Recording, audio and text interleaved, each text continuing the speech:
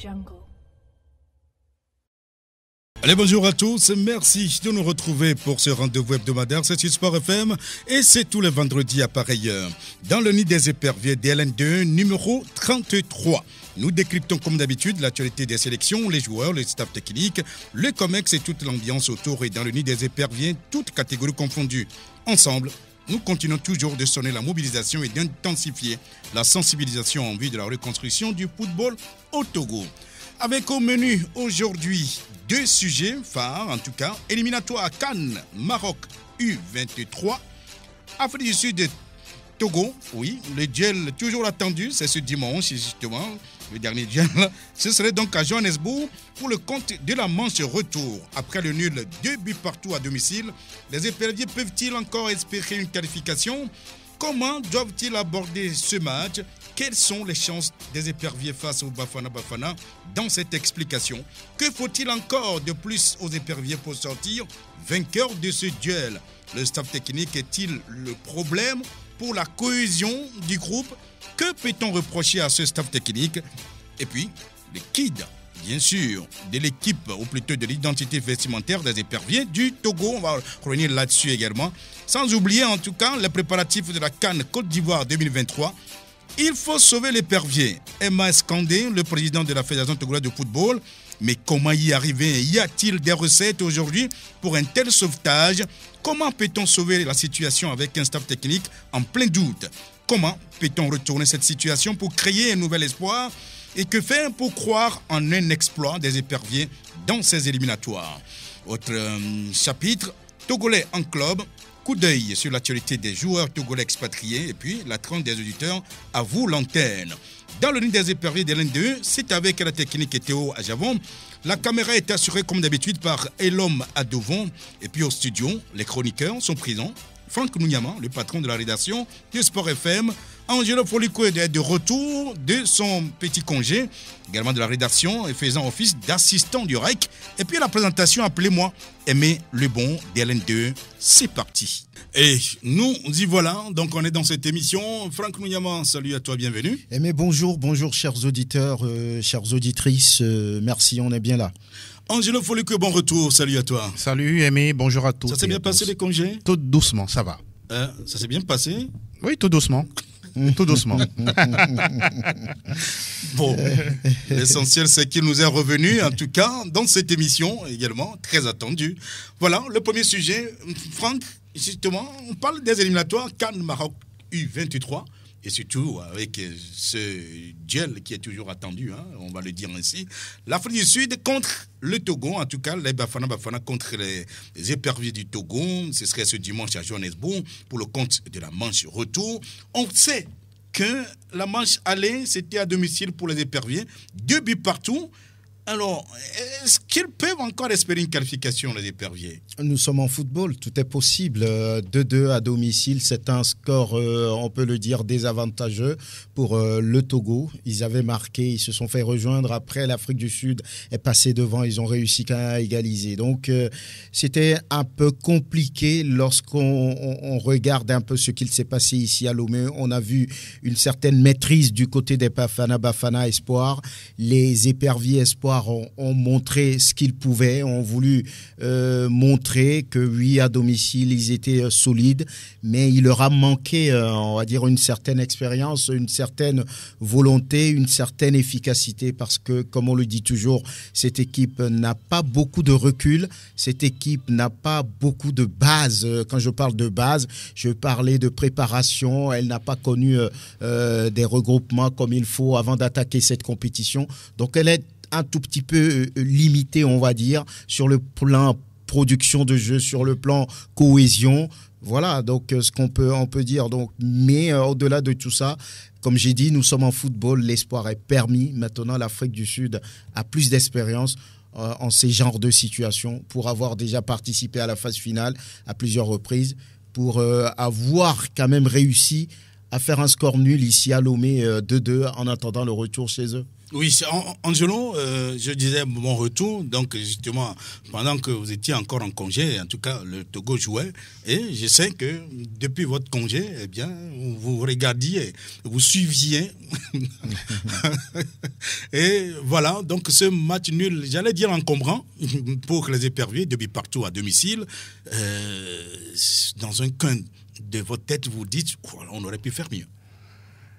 Oui, 2-2 au match aller, ça ne nous arrange pas du tout. Quand on considère que les matchs sur le continent, en tout cas dans ce genre de compétition, et surtout lorsque les buts à l'extérieur pèsent lourd, très très lourd dans la balance lors du décompte final, on se dit que c'est un match à l'arrivée avec un goût amer parce que le résultat n'est pas du tout reluisant. Mais aussi, il ne faut pas être surpris par rapport à la situation que nous vivons avec cette sélection U23. Donc, des deux équipes, on voit à peu près ce que c'est. Absolument. Quand vous avez quelqu'un qui va souvent à la chasse et qui a l'expérience du terrain, et vous, c'est la première fois qu'on vous tend, je ne serait-ce que une roue ou bien une machette pour aller chasser un lion, c'est souvent compliqué. L'Afrique du Sud sera à sa 4e participation, si tout va bien, peut-être la 5e même. Et c'est une équipe, en tout cas, quand on considère un peu le travail qui se fait en amont, ces joueurs que nous voyons là, ils sont ensemble depuis pratiquement 2 voire 3 ans.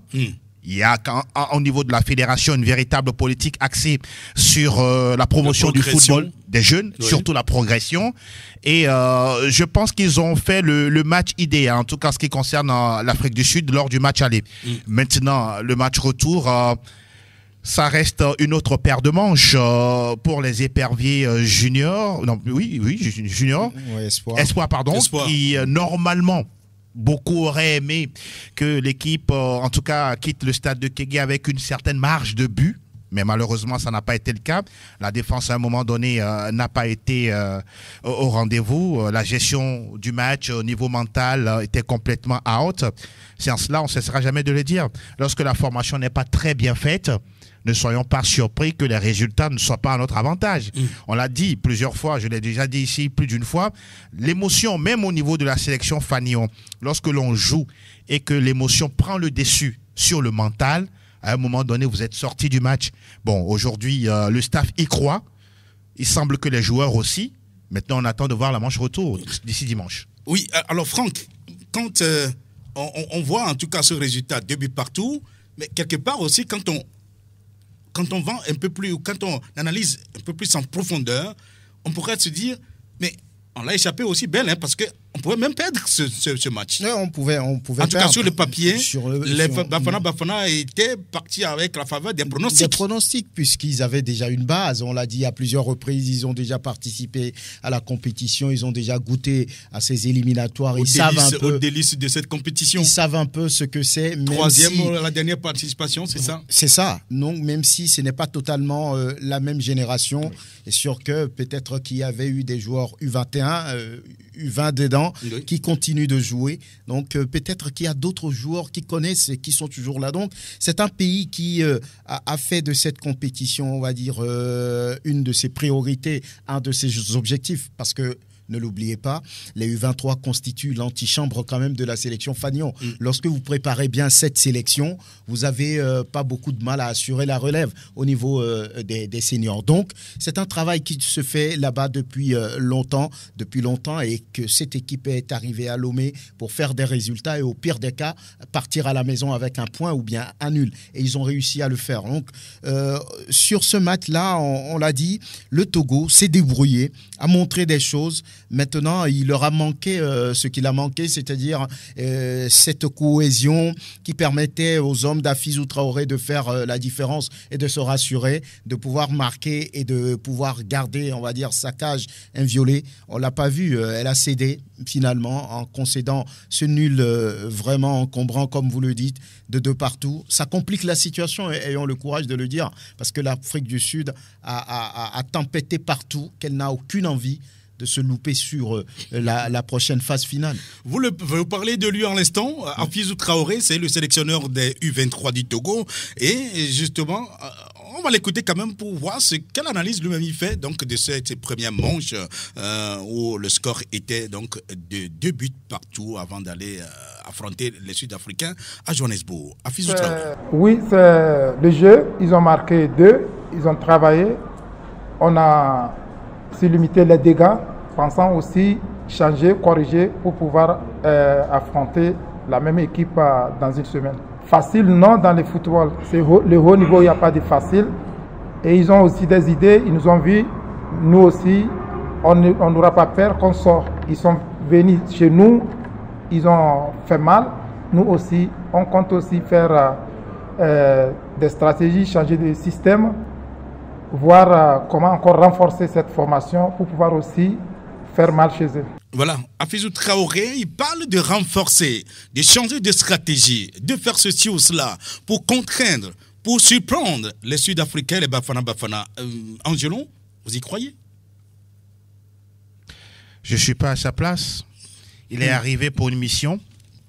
J'espère simplement qu'il est assez conséquent avec lui-même, qu'il sait en tout cas ce qu'il est en train de raconter. Moi, c'est un monsieur que, depuis qu'il est nommé à la tête de cette sélection, ne m'inspire aucune confiance. Ne m'inspire aucune confiance. D'abord. C'est pas trop sévère? Mais attendez, est-ce qu'on doit caresser dans le sens du poil? Non, moi je pense pas.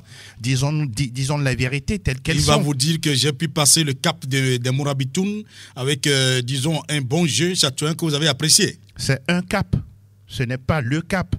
Aujourd'hui, le Togo n'est pas encore qualifié pour la Coupe d'Afrique des Nations U2 U23 au Maroc. Donc, il reste encore 3 matchs si l'on considère que le Togo va gagner le match face à l'Afrique du Sud. Maintenant... Donc, sans y être, il n'a rien foutu, c'est ça? Pour le moment, je ne vois pas exactement ce qui est fait et qu'on doit s'égosiller. Moi, je pense plutôt qu'il faut donner le mérite à ses adjoints. Je pense à ces adjoints qui connaissent mieux le football togolais, notamment Yenke Claude et puis Wadja Lantam. Même si aujourd'hui, quand vous fouillez, parce que moi j'ai pris le temps d'aller fouiller, d'aller faire des recoupements, mais il n'y a pas une bonne sérénité. La sérénité n'existe même pas dans ce staff-là.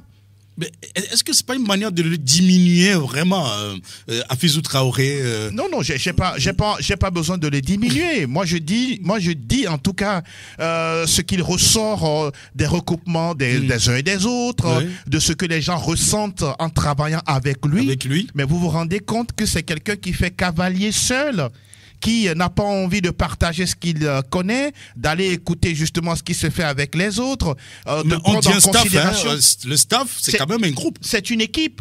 On travaille ensemble de façon collégiale, de façon collective. Oui, c'est ça, on appelle un staff. Mais pour le moment, vous allez encore être même étonné qu'il y a des choses qui se passent dans ce staff-là qui ne sont pas du goût, en tout cas, d'une cohésion qui va régner au sein de cette sélection.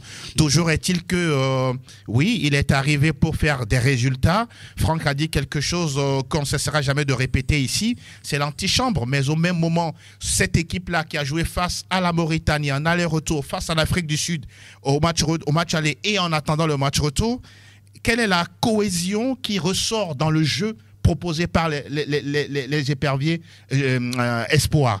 Est-ce que on est sur la même onde? Est-ce qu'on est sur le même pied d'égalité? Est-ce que Afizou travaille comme il se doit avec Paolo Duarte?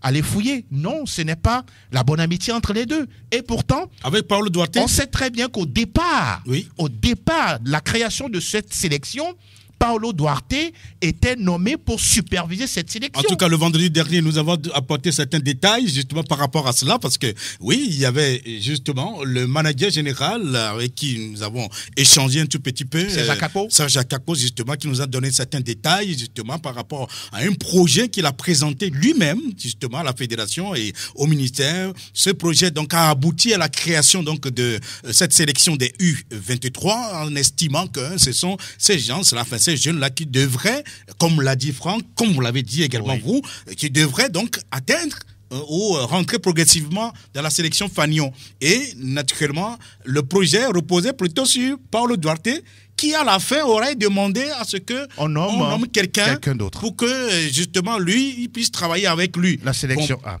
Bon, si vous permettez que je chute sur mon analyse, alors quand on parlait tout à l'heure de la sérénité qui n'est pas forcément au rendez-vous, quand Afizou Traoré demande par exemple qu'on saute Yenke Claude qui semble ne pas être la bonne personne pour être le préparateur physique de l'équipe, comme quoi il n'a pas forcément la capacité d'être préparateur physique de cette sélection, allons comprendre quelque chose. Donc, je me dis que quand c'est comme ça, quand on n'a pas un état d'esprit uni et qu'on ne voit pas dans le même sens, quel que soit le discours, quelle que soit la mentalité, la volonté des joueurs d'aller faire des résultats, il y a quelque chose quelque part, ça cloche et ce n'est pas bien du tout. En tout cas, ça devient tout sérieux. Franck, avec ces éléments apportés par Angelo Folikoué, on se demande alors quelle ambiance règne justement au niveau de ce staff technique qui devrait être uni, hein, parce que en réalité, quand on forme un staff technique, c'est que on a trouvé toutes les affinités possibles. Oui, c'est une équipe. Mais avant de répondre à cette question, je parlais un peu de sa réaction par rapport à ce match retour. Il dit qu'il va renforcer. Je ne sais pas trop avec quel joueur il va le faire. Est-ce qu'il a le temps de renforcer quoi que ce soit? Et comment? Non. Moi, je trouve il va se baser certainement sur l'ossature de l'effectif qui a joué ici le match aller contre les Sud-Africains. C'est sûr que d'autres joueurs ne viendront pas. On avait attendu Karim Derman, il n'est pas là. Arrivé, on a attendu Drakwe, il n'est pas là. Il y avait que Thomas, Chibo, tout ce groupe ne viendra pas. Je ne sais pas si finalement il y a eu un miracle qui pourrait les faire retrouver au niveau de l'Afrique du Sud. Non. Ou alors on va découvrir, peut-être inventer d'autres joueurs. Bon, je ne sais pas. Bon, puisque on va lui accorder le bénéfice du doute. C'est lui le sélectionneur. Il dit qu'il va renforcer l'équipe avant le match retour pour aller surprendre les ceux-là, ils étaient où avant? Je ne sais pas. Donc, pour aller surprendre les Bafana Olympiques, on attend de voir. Tout ce que le Togo veut aujourd'hui, c'est peut-être placer, on va dire, une sélection en une phase finale de compétition continentale. Puisqu'on a mal commencé du côté des seniors. On s'est fait éliminer lamentablement du côté du Chan. Le Togo ne se retrouve à aucun niveau de compétition continentale. Si on pouvait le faire avec les espoirs, ben on va applaudir. Maintenant, c'est très mal parti avec le 2-2 ici à Lomé. On parle de l'état d'esprit entre le staff technique. Je suis sûr que ce n'est pas la rose entre les patrons, ou bien le patron et puis ses adjoints au niveau de cette équipe espoir. Lorsque vous prenez Afizou, il n'était pas attendu. Il est un peu comme un inconnu, on va dire, à la tête de cette sélection. Personne ne le connaît, personne ne connaissait son background. Lorsqu'on a appris qu'il est le titulaire et que Wadia est derrière lui, mais c'était la surprise générale. C'était une surprise générale. Les gens ont même parlé de scandale parce qu'on ne peut pas mettre Wadia en dessous de Afizou Traoré. Il était dans les centres de formation. Il n'a aucune référence, il n'a aucun recul. Il n'a pas entraîné d'équipe au niveau de la première division. Le cas pour Wadia Lantame, capitaine des éperviers, l'idéal c'est que Wadia soit devant. Maintenant, ceux qui l'ont nommé ont mis Wadia derrière. Il n'y a pas de problème. Si le travail se faisait bien, personne ne créerait. Mais il a été nommé et lui aussi demande à ce qu'on saute quelqu'un qu'on a nommé. Ça fait paradoxal. Donc, parce que ça veut dire qu'il n'y a pas d'affinité. C'est très difficile. Ça veut dire que les nominations ont été faites ailleurs. On n'a pas pris en compte peut-être la compétence des gens. Il semble que l'entraîneur des gardiens aussi fait problème. C'est véritablement compliqué. Décidément, dans ce staff technique, il n'y a que des problèmes à résoudre. C'est difficile de dire ça à la veille d'un match. Voilà, de dire ça à la veille d'un match aussi important des éperviers espoir qu'on soutient d'ailleurs. Mais malheureusement, ce staff, ce n'est pas un staff qui pourrait porter cette équipe et l'emmener à la qualification. Est-ce que vous pensez que c'est le staff technique qui constitue donc le problème pour la cohésion du groupe? Mais si ce n'est pas la rose entre ceux qui sont en tête de cette équipe, donc ça va rejaillir sur les joueurs. Qu'est-ce qu'ils peuvent dire ensemble? Ils ne peuvent pas se mettre d'accord, mais les autres vont rester à l'écart. On dit, bon, fais ça, on va voir. Et donc, ça ne peut pas permettre à ce que l'équipe ait, on va dire, cet état d'esprit de guerrier, de combattants, une équipe qui a envie quand même d'aller chercher une qualification, c'est très compliqué. Oui, mais bon, c'est vrai que les rumeurs ont commencé à circuler bien avant donc, le premier match contre la Mauritanie, où les agents se plaignaient justement de n'avoir pas du travail à faire, de n'avoir pas donc un planning de travail, de n'avoir pas aucun moment de discussion. Bon, la rumeur avait commencé à circuler. On l'avait entendu, mais on s'est dit, bon, ok. Maintenant, après les 2 matchs contre la Mauritanie, on s'est dit, bon, ok, c'est que ça va. Et si ça ressurgit, alors, que peut-on reprocher à ce staff technique précisément, Angelo? Non, aujourd'hui, ça fait mal de le dire. Hein. Nous ne sommes pas des oiseaux de mauvais augure. Nous sommes en train de faire des analyses pointues pour situer les uns les autres, peindre le tableau. Ce staff, oui, au-delà que ce soit Afizou accompagné de Wadja et puis Yenke, j'ai l'impression que chacun de son côté essaie de faire l'effort de mettre le voile sur les problèmes internes, les conflits des uns et des autres et se concentrer sur l'équipe. Je pense que la preuve, la qualification, je dis qualification, le passage de la Mauritanie, ça semble en tout cas un bon résultat. Face à l'Afrique du Sud. C'était un examen probatoire. Oui, au même moment, je ne sais pas si quelque part c'est une victoire trompe-œil où on s'est peut-être senti trop beau. Et là, la réalité semble peut-être nous rattraper face à l'Afrique du Sud. Parce qu'en matière de dispositifs tactiques, en matière de discours, en matière de jeux produits par le Togo sur les 2 dernières sorties, il reste encore beaucoup de choses à peaufiner. Maintenant, quand c'est comme ça, l'idéal, si c'est un staff avec 3 entraîneurs, c'est de s'asseoir et de trouver les points forts et les points faibles des joueurs et de mettre en place des stratégies pour contrer l'adversaire. Pour le moment, on a du mal à comprendre comment ça doit se faire sur le terrain parce que chacun se regarde en chien de faïence, il y a de la méfiance et chacun, on pourra dire, tire le drap de son côté. Pour aller un peu plus loin, je me pose la question de savoir pourquoi la Fédération togolaise de football incarnée aujourd'hui par le colonel Guy Kossia Akpovi ait pu faire un tel choix. Le colonel doit comprendre qu'aujourd'hui, tous les résultats qu'on aura au niveau des différentes sélections, c'est à son crédit. Il ne faut pas qu'il oublie que c'est sous son mandat qu'on aura à dire tel, on aura à dire tel. Aujourd'hui, avec la sélection U23, même si au départ, ce n'était pas forcément dans le projet de la fédération et que c'est arrivé de la part du manager général, si les résultats ne sont pas bons parce qu'on a nommé tel ou tel, à un moment donné, le colonel rendra compte au public sportif. C'est en cela, je vais chuter en disant ceci. J'ai l'impression qu'on a fait cette nomination de gré à gré, sans considérer le parcours des uns et des autres. Franck touchait du doigt tout à l'heure le vécu et de Wadja et de Yenke Claude, les deux en matière de parcours de joueurs dans les clubs au Togo et à l'international. Parcours en sélection nationale, parcours sur les bancs de clubs de première division, je vous dis qu'Afizou pèse moins lourd que les deux réunis. En tout cas, c'est un peu paradoxal. C'est vrai aussi que, oui, on peut faire un choix par erreur. Non, à ce niveau, on ne va pas le permettre. On peut opérer un choix par... Non, en fait, ce que je voulais dire, c'est qu'effectivement, la fédération... elle va être comptable, ça c'est clair, justement, de tout ce qu'il y a comme résultat. Au même moment où on est en train de dire que oui, la fédération a tout fait pour quand même mettre toutes les sélections en branle, justement, c'était bien. Bon, maintenant, le problème, c'est qu'au niveau des U23, qu'on ne semble pas comprendre le choix de ce sélectionneur.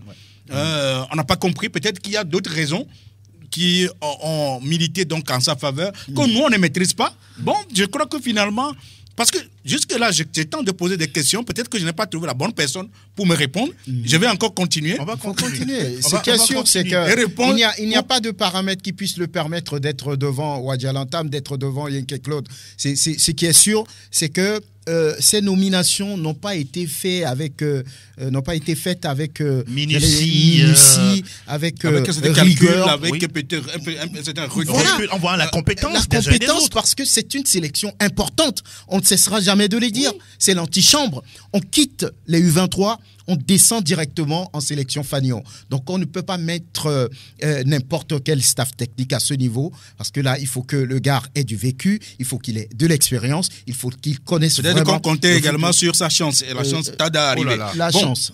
Très bien. Comment les éperviers doivent-ils aborder ce match, Franck? Non, mais c'est avec discipline, sérieux, détermination, volonté. Parce que là, il n'y a rien à faire. Il faut être discipliné, il faut sortir de l'émotion et jouer à fond cette qualification. À 1-0, les éperviers sont qualifiés. Parce qu'on ne peut pas se permettre de jouer sur un match nul de 3-3, 3 buts partout qui leur aurait donné cette qualification. Mais il faut aller chercher la victoire, être sérieux, discipliné, appliqué.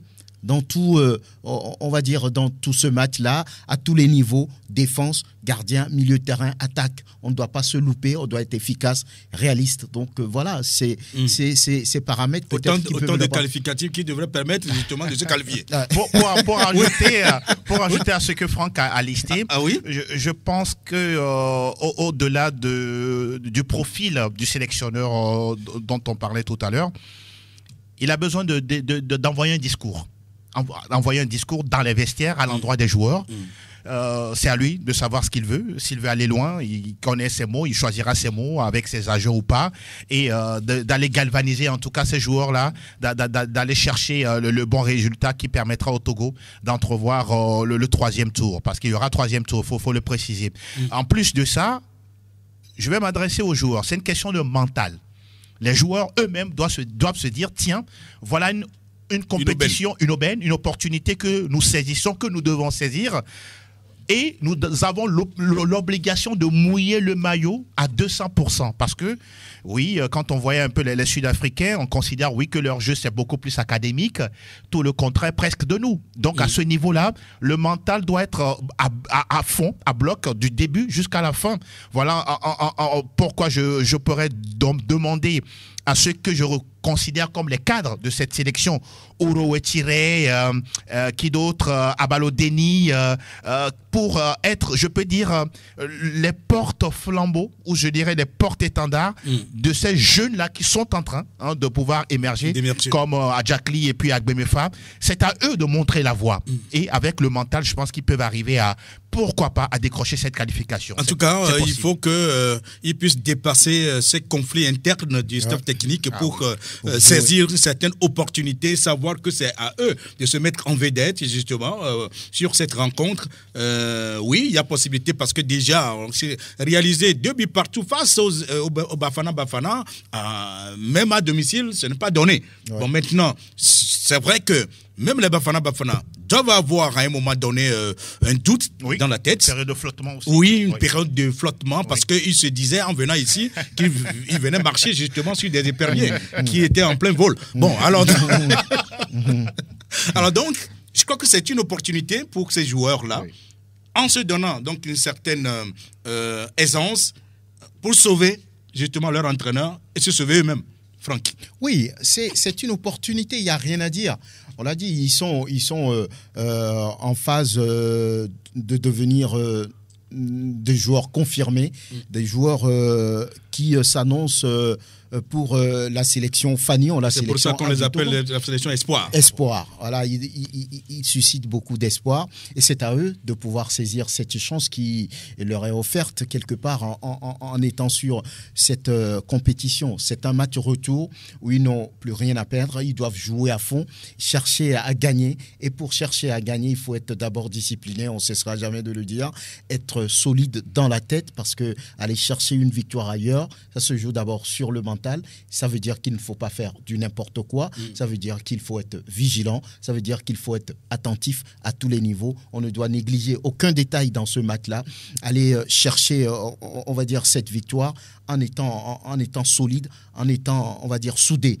Donc, il n'y a que ça qui puisse permettre aujourd'hui à cette équipe de pouvoir faire la différence parce que l'Afrique du Sud, c'est vrai, elle est venue marquer 2 buts ici, mais elle peut avoir ces périodes de doute aussi à la maison, cette pression de vouloir se qualifier à tout prix peut leur jouer un mauvais tour. Ben, si les Togolais sont intelligents, s'ils sont décidés à aller chercher cette qualification, pourquoi pas? La bonne nouvelle également pour le Togo, c'est le cas de Bolak Badegbe, le portier de Tambo. Lors du match aller face à l'Afrique du Sud, il était absent. La raison, c'est qu'il était détecté positif à la Covid.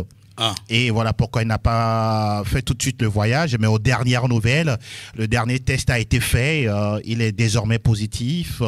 Il va rejoindre le groupe. Il est négatif. Et pardon. Mea culpa. Il est désormais négatif. Déclaré négatif. Donc il a pris déjà le chemin de Johannesburg. C'est un gardien expérimenté.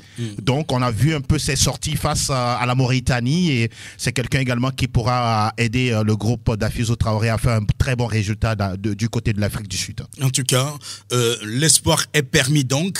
On va continuer à rêver. Absolument. Puisqu'ils sont des espoirs. Donc, oui, il n'y a rien à faire. L'espoir est permis pour ces espoirs-là. Exactement. Justement.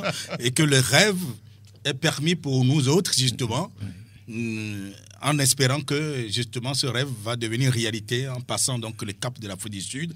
Ce serait dimanche à Johannesburg. Oui, exactement. Très bien, on revient là-dessus. Deuxième sujet. Préparatif Cannes Côte d'Ivoire 2023. On y est toujours, Angelo. Oh, mais ça vous fait rire, mais justement, vous êtes téméraire. Vous êtes téméraire. J'apprécie votre témérité. Oui, j'accepte. Et surtout, avec cette fameuse phrase, justement, qui nous fait toujours courir et nous fait toujours commenter, il faut sauver l'épervier. C'est ce qu'a scandé le président de la Fédération togolaise de football. Mais la question, comment y arriver, Angelo? Ah ben ça c'est une question. Si on veut aller en profondeur, on finira pas aujourd'hui. Mais donc alors en plus bref, c'est quoi? En plus bref, en plus bref, c'est se dire que est-ce que c'est possible de décrocher cette qualification? Moi je me pose toujours cette question quand on considère les sorties déjà passées des éperviers du Togo sous la coupole de Paulo Duarte. Il y a beaucoup de questions qu'on a toujours dans la tête. Oui, mais Angelo, la question, elle est précise. Il faut sauver l'épervier. Maintenant, la question, c'est de savoir comment y arriver. À ce niveau-là, c'est Paulo Duarte seul qui a la solution. Hein. Je ne saurais dire quoi que ce soit.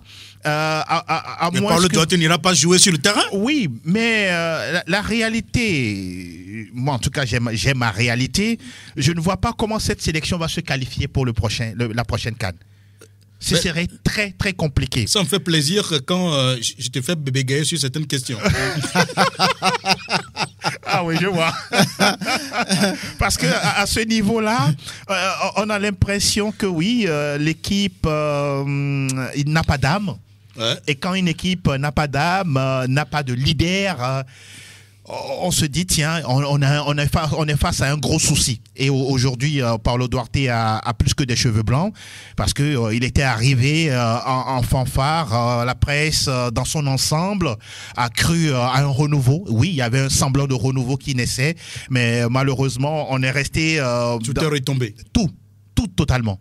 Et ce qui me fait encore plus mal, c'est qu'on a l'impression même que nos joueurs, je peux me tromper, mais n'ont pas cette conscience comme quoi rien ne va aujourd'hui. Il faut rapidement se réveiller, sonner la révolte et se remettre dans le sens de la marche.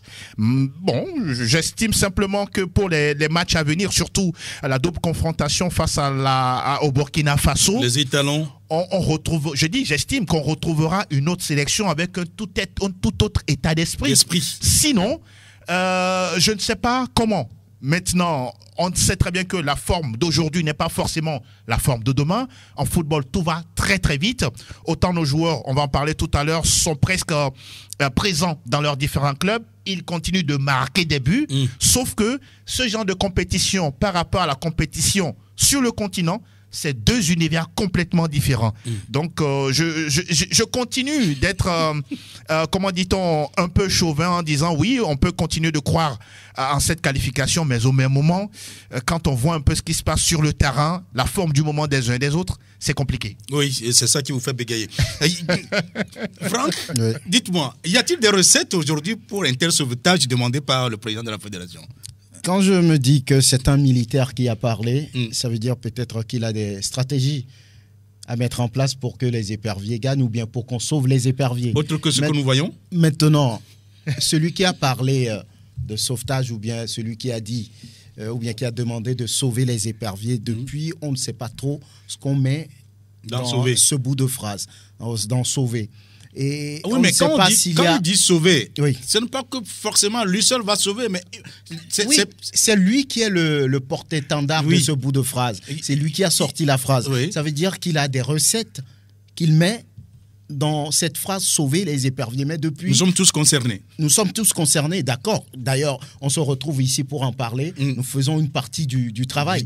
Peut-être qu'il a d'autres recettes qu'il n'a pas partagées avec nous. Peut-être il va le faire avec Paulo Duarte. Ah bon? Il va le faire avec Paulo. D'accord, il n'y a pas de problème. S'ils s'entendent sur des recettes et que l'équipe gagne, il n'y a même pas de problème. Maintenant, une autre partie qui pourrait sauver les éperviers aussi, voilà, vous avez une solution. C'est que Paulo Duarte est le seul à pouvoir peut-être trouver des combinaisons pour faire gagner. Il faut qu'il essaie quand même de faire confiance aux joueurs qui sont en forme. Kevin Denke, par exemple, a fait de très bons matchs sur les dernières journées des éliminatoires. Il a souvent marqué dans son club le Cercle Bruges. Il y a Ismaël Ouro Agoro qui marque souvent avec Saint-Georges en Éthiopie. Sauf que sur les derniers matchs qu'on a vus, le technicien portugais n'a pas fait confiance à ces joueurs-là. Il préfère d'autres joueurs qu'il a, on va dire, souvent dans son 11 entrant, alors que ces joueurs n'apportent pas la différence en sélection. C'est pas la même chose lorsqu'on joue en club qu'en sélection. Un joueur peut-être dans un championnat exotique fait des merveilles, mais quand il arrive en sélection, le niveau est peut-être plus élevé et le joueur ne se retrouve pas. Ça peut arriver. Donc, il appartient à Paulo Duarte de trouver les meilleures combinaisons. D'ici mars, il a encore le temps, sauf que il n'a plus d'occasion pour pouvoir essayer quoi que ce soit, comme lui-même le dit. Je ne sais pas trop comment il va se prendre. Donc voilà, il y a beaucoup de choses à mettre dans cette histoire de sauver les éperviers. Il faut que chacun s'y mette, la fédération, le ministère et les joueurs en premier. Les joueurs en premier qui, lorsqu'on écoute là-bas, qu'on va écouter peut-être dans quelques instants, il a dit qu'ils ont envie de grandir, que ce n'est pas bien de se louper sur ces genres de matchs, de faire certaines erreurs. Donc, ils sont conscients que ça ne va pas. Mais il faut qu'ils se retrouvent, il faut qu'ils soient solides et qu'ils jouent le match, qu'ils mouillent le maillot pour la sélection. Oui, mais voilà, vous l'annonciez. Fodo, là-bas, justement, qui essayait de faire son analyse après la seconde rencontre amicale contre, bien sûr, la Guinée équatoriale. C'était donc au Maroc. Nous allons l'écouter et revenir. 2-0 à la mi-temps. Et la deuxième mi-temps, on ne s'est pas retrouvé. Avec le changement de système, je pense que ça aussi, les jeunes, ils n'ont pas su vite rentrer dans le système. Ce qui a fait que la deuxième partie, on était quasiment out. On a laissé l'adversaire jouer et ils ont pris la confiance et on a encore encaissé 2 buts. Ça se répète, on doit grandir, essayer de corriger nos lacunes. Les 2 matchs sont finis. À nous de rentrer dans nos clubs, travailler dur, même si on n'a pas assez de temps de jeu. Quand la chance leur sourit, de la saisir et de revenir plus fort en masse pour continuer encore. Rien n'est perdu. En masse, je pense que si on revient encore plus fort, on peut faire quelque chose. C'est difficile à digérer, mais on n'a pas le choix. Ça va aller, Inch'Allah. Je pense que le coach aussi a ses responsabilités à prendre. Et il y a au moins 5 joueurs qui sont blessés. J'espère qu'ils vont vite se rétablir. Et le capitaine aussi, pour apporter aussi leur expérience à l'équipe. Le coach doit faire son choix. Et si il appelle les 23, il faut qu'on se donne à fond et on est dos au mur. On doit jouer notre carte et voilà, on doit être réaliste. En ce moment, l'équipe n'est pas au top niveau. Le public doit toujours croire en nous. C'est le Togo. Si on perd ensemble et si on gagne ensemble. Voilà, si on perd ensemble et si on gagne ensemble. Dixit, bien sûr. Fodo, Kodjo là-bas, lui-même, il continue donc d'en mettre énormément dans son championnat. Oui. Mais quand il arrive en sélection, toujours certaines difficultés justement à s'en sortir. Mais je crois qu'il a été quand même objectif dans ses analyses. Mais le problème, c'est ce que je ne sens pas comprendre. Vous menez 2-0, n'est-ce pas, avec un système. Pourquoi changer ce système? Sûrement, Paulo Duarte a voulu donner du temps de jeu à certains joueurs parce qu'il s'est senti responsable d'abord de leur convocation. Et pour lui, lorsque ces joueurs arrivent, à un moment donné... il faut leur changer de système. Non, pas de système. D'abord, leur donner du temps de jeu. Mais j'estime simplement, à moins que je me trompe, les systèmes de jeu dans un match, ça se travaille à l'entraînement. Plusieurs fois à l'entraînement. Plusieurs aspects de système, 4-3-3, 4-2-3-1, 4-5-2, 3-5-2. C'est pour ça, quand Fodo là-bas dit, en deuxième période, on a changé de système, je veux bien comprendre. Oui, allons comprendre quelque chose. Vous avez des joueurs en sélection qui ne sont pas forcément titulaires dans leur club, qui n'ont pas, je peux dire, la lecture du jeu du sélectionneur. Vous avez des joueurs qui, malheureusement, on peut les appeler professionnels, non pas professionnels, joueurs internationaux, mais qui n'ont pas la facilité de compréhension du système du jeu de l'entraîneur. Je prends quand il dit, par exemple, que notre équipe n'est pas au top niveau. C'est que les joueurs n'évoluent pas tous au même niveau, ni dans les mêmes divisions. Donc, il y en a qui évoluent en national, d'autres en DH. Beaucoup donc en championnat exotique. Et lesquels également, il faut aller comprendre.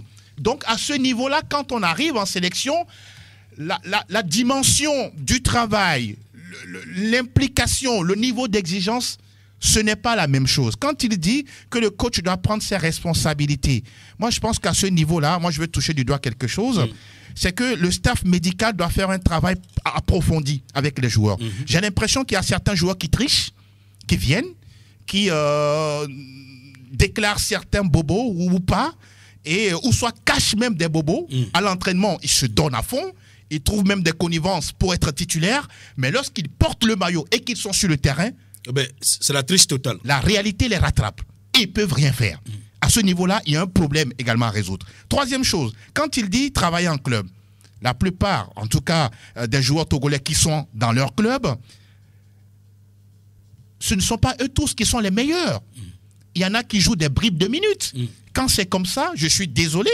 Quand il arrive en sélection et que vous leur donnez la place de titulaire par rapport à d'autres qui sont par exemple ici, qui jouent tous les matchs de championnat, vous les convoquez, mais vous ne leur donnez pas de place, il y a des équilibres. Je vais terminer sur le fait que les joueurs doivent saisir leurs opportunités. Je pense qu'on n'a jamais cessé de le dire.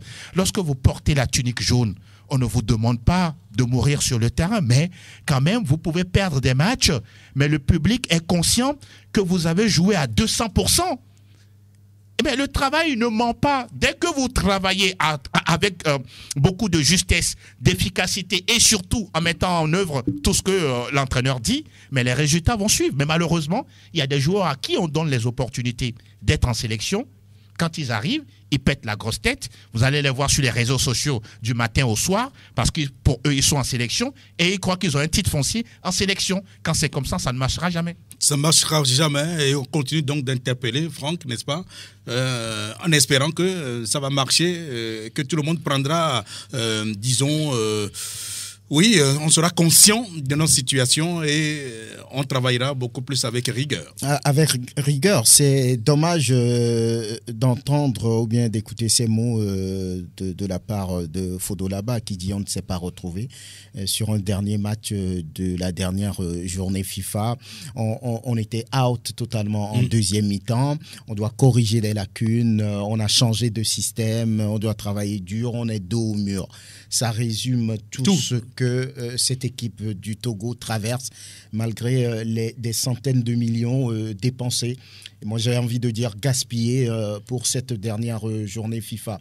On n'apprend rien, on ne gagne rien, alors que sur ces journées FIFA, l'équipe doit trouver des réponses pour certaines questions qui se posent. Ouais. Maintenant, elle est partie à cette journée FIFA, elle est revenue avec d'innombrables questions. Plus de questions que de réponses. Voilà, donc ça veut dire que c'est compliqué pour ce qui va venir en mars. Donc c'est vraiment, vraiment, vraiment difficile parce que une sélection comme celle du Togo a besoin de se rassurer.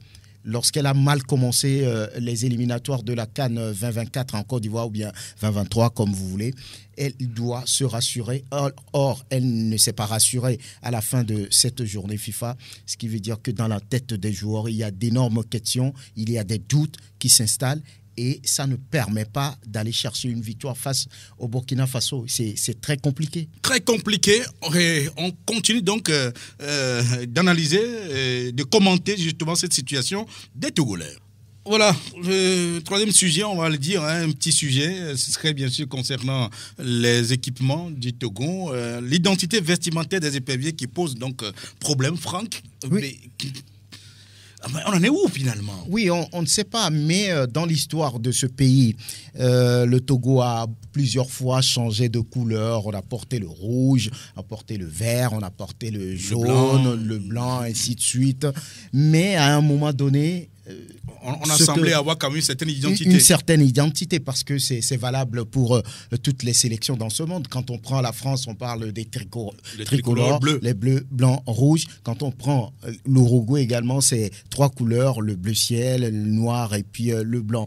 Lorsqu'on prend l'Argentine, on sait à peu près ce qu'elle porte comme maillot en sélection. Pourquoi pas le Togo? Depuis un moment, c'est tout jaune qui ne correspond pas forcément à l'équipe du Togo parce que sous d'autres cieux, vous verrez le Bénin dans les mêmes couleurs, le tout jaune. Vous verrez le Mali porter les mêmes couleurs. Vous verrez la Guinée porter les mêmes couleurs. Le Mozambique, le Zimbabwe sont en tout jaune. Alors que les couleurs qui ont porté le Togo, si je me souviens, à un moment donné de l'histoire du football togolais et qui l'a amené au sommet du gratin mondial, c'est la Coupe du Monde.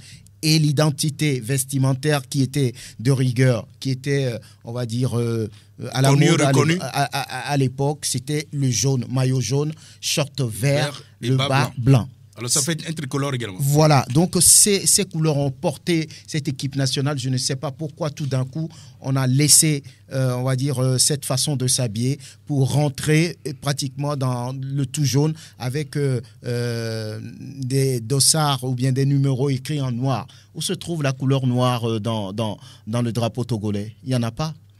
Il faut faire attention à tout ça. Il n'y a pas de noir dans le drapeau togolais. On va finir par en inventer. Voilà, oui. Donc il faut revenir, à mon avis, sur le jaune, vert et blanc. Voilà. Angelo? Oui. Vous avez quelque chose à dire? Non, je pense que c'est ça. C'est ça. Sans commentaire. Sans commentaire. Et on revient. Allez. Maintenant, les Togolais en club, avec le coup d'œil sur l'actualité des joueurs togolais expatriés, on retrouve Angelon. Oui, il y a du nouveau? Oui, il y a du neuf avec les performances des joueurs togolais évoluant à l'étranger. On va recommencer avec ceux évoluant sur le continent. Oui. Sur le continent, ouais. On va être du côté de la RDC avec Abdou Semio Tchatakora du club FC Lupopo qui a marqué le premier but de son club à la fin, vainqueur 3-2 du FC Panda en République démocratique du Congo. Nous parlons de la deuxième journée du championnat. Roger Arolou avec le Raja Casablanca. Certes, il a perdu face à Ouidad, 1-2. Mais il a joué toute la partie. Autre nouvelle d'un joueur togolais sur le continent, Ouro Agoro Ismaël avec Saint-Georges. Ah oui, ça va bien. En quatrième journée, il a inscrit la dernière fois un doublé pour son équipe qui a gagné face à Adama City 2-1. Et là, on va aller sur le vieux continent. Sur le vieux continent, en Europe donc? En Europe. On est en Europe avec Kevin Denke. Franck en parlait tout à l'heure. Passeur sur le deuxième but de son club Cercle Bruges. Depuis quelque temps, il pète pète la forme. Et on ne comprend pas pourquoi, quand il vient en sélection, on ne le titularise pas. Il cire le banc. Et il cire complètement le banc. Cercle Bruges a gagné 4-1 face à Charleroi. En France, Valenciennes de Floyd Haïté, curieusement, il a été titulaire, mais remplacé à la 26e minute. Que s'est-il passé? Point d'interrogation. Nous descendons en National 2 avec Yenoussi Guillaume, qui joue avec les clubs de Chambly, qui a gagné 3-0. Il a joué 70 minutes de la partie. Nous sommes en Liga avec Djenda Kona, comme toujours. Naturellement, il a joué les 90 minutes du match opposant son club au Celta Vigo. Nous nous intéressons à Kevin Boateng de Santa Clara en première division portugaise. Il a disputé toute la partie de son club. Ça veut dire qu'il est toujours en jambes. C'est un néo-togolais, Même cas de figure pour Amevor Maouna du FC Eindhoven. Oui, il est très sobre. Oui, il est retourné à la compétition après cette blessure-là, juste après sa convocation. Et nous allons parler de Laba Fodo qui a inscrit un doublé dans son championnat avec la 7e journée où Alain s'est imposé 3-1. On parle de 2 autres joueurs rapidement, Samuel Asamoah, également Néo, épervier, avec le club de Craiova, 87 minutes de jeu dans les jambes. Pas mal. 15e journée de championnat de Roumanie. Et puis Ouro Samsodine, lui également, c'est quelqu'un qui est aujourd'hui dans le nid épervier. Il a été buteur pour son club de Radomic et il a joué 90 minutes dans le championnat de Slovénie. Ben voilà, donc ces informations concernant donc l'actualité des Togolais à l'étranger. Je crois que oui, c'est bien justement de prendre le pouls de ces joueurs togolais qui évoluent à l'étranger. Et comme ça, on a une idée de ceux qu'on nous appelle, ceux qu'on nous convoque et quel est leur pedigree justement au sein de cette formation. Allez, on revient. Et puis, la tranche des auditeurs. À vous l'antenne maintenant, et c'est le 92 03 60 31 ou le 97 24 26 26 à votre disposition. Et si le cœur vous en dit, c'est tout de suite et maintenant que vous réagissez pour nous dire ce que vous pensez justement des différentes sélections, de ce que nous débattons donc comme sujet. Oui, bonjour, le premier. Bonsoir. Oui, on vous appelle? Je m'appelle Riyad. Riyad. J'appelle depuis Badou. Depuis Badou. Wawa. D'accord. Il nous écoute sur le net, sûrement. Juste pour vous saluer. Merci beaucoup, Riyad. J'ai été en voyage, j'ai été en Tripoli, j'écoute votre émission, mais je n'ai pas le moment pour vous appeler. D'accord. Comme je suis le retour, pour vous saluer seulement. Vous nous écoutez sur Internet, c'est ça? Oui, sur Internet. Très bien, merci beaucoup. À chaque mon repos, je vous écoute lundi avec Franco Nyama, Jérôme International. Merci pour tous ces détails. Comme je suis togolais, moi d'origine togolais, quoi. Oui, je vois. Riyad. Le retour au Togo pour vous saluer seulement. Merci beaucoup, merci infiniment. Donc, restez toujours collés et on va vous servir toujours avec beaucoup d'informations sur les sports au Togo. D'accord? Oui. Un autre en ligne. 92 03 60 31 ou le 97 24 26 26, c'est les codes d'accès, justement pour participer en direct à cette émission, si le cœur vous en dit, et puis on est là, donc encore quelques minutes à grignoter avant donc la fin de cette émission, et là, disons simplement, ça tarde à arriver? Oui? Auditeur, bonjour. Oui, bonsoir. Oui, on vous appelle? Oui, je m'appelle Maman Saïdou, j'appelle de KGP. Maman de KGP. Oui, allez-y. Oui, je suis en train de suivre votre émission. Donc, ça veut dire, parce que si je comprends bien, vous savez, quand Claude Roy aussi était arrivé, au départ, 4 5 matchs, ça a marché. Mais avec le temps, ça ne marche pas. Si je comprends bien, ça veut dire qu'il y a un problème. Il y a un problème. C'est le problème là qu'on va chercher à régler avant que le match, tous les matchs puissent marcher. Parce qu'il y a un problème au fond. Bon, le problème est où, maman? Mais vous allez, parce que vous aussi, vous êtes des journalistes, vous êtes tout proche de la fédération par rapport à nous qui vous appellent. Parce que si vous comprenez bien, le temps de Claude Roy, c'était même problème. 3, 4 matchs, ça a marché, mais avec le temps, ça ne marche pas. Il y a quoi? Il faut chercher à savoir, il y a tel problème. Parce qu'il y a un problème au fond. Donc, il faut approcher la fédération pour demander voir pourquoi, quand chaque fois qu'on amène un entraîneur qui est un peu niveau, mais au départ, ça marche avec le temps, ça ne marche pas. Parce que nous, on voulait que le football togolais marche toujours. C'est pourquoi on continue toujours à vous appeler. D'accord. Chacun donne son point de vue. C'est ça. Maman, merci beaucoup. Hein. Merci infiniment donc pour cette réaction. On va chercher ensemble. Vous aussi, continuez à chercher votre niveau. Auditeur en ligne, bonjour. Allô, bonjour, auditeur. Allô? Oui, bonjour. Oui, bonjour. Oui, on vous appelle? Les Verts de Tocoin. Oui, ben, les Verts. Allô? Oui, les Verts de Tocoin. Oui. Bonjour le plateau. Bonjour. Bonjour. Les Verts de Tocoin, allez-y. Oui, d'accord. Et le président Akpovi a dit de sauver les perviers. Bon, la question, ce n'est pas de sauver les perviers, mais c'est de sauver notre football. Parce que ça ne va pas. C'est ça. Notre football ne va pas. Le championnat ne va pas. Ben, on continue à organiser régulièrement les championnats, hein, en fait. Oui, puisque si les joueurs sont compétitifs dans le championnat, les perviers seraient bons. D'accord. Oui. Raisonnement logique. Merci beaucoup. Merci beaucoup. Merci, Vert de Tocoin à l'instant. C'est le dernier. Franck, merci. Ça a été un plaisir. Angelo, merci pour le retour. Merci, Aimé. J'allais dire merci également à Elom Adovon, justement, qui nous gère les images. Et puis, de l'autre côté, de la baie vitrée, c'est bien sûr Théo Ajab. Appelez-moi Aimé Lebon. Avec autant de plaisir, on se retrouve vendredi prochain à la même heure. Salut.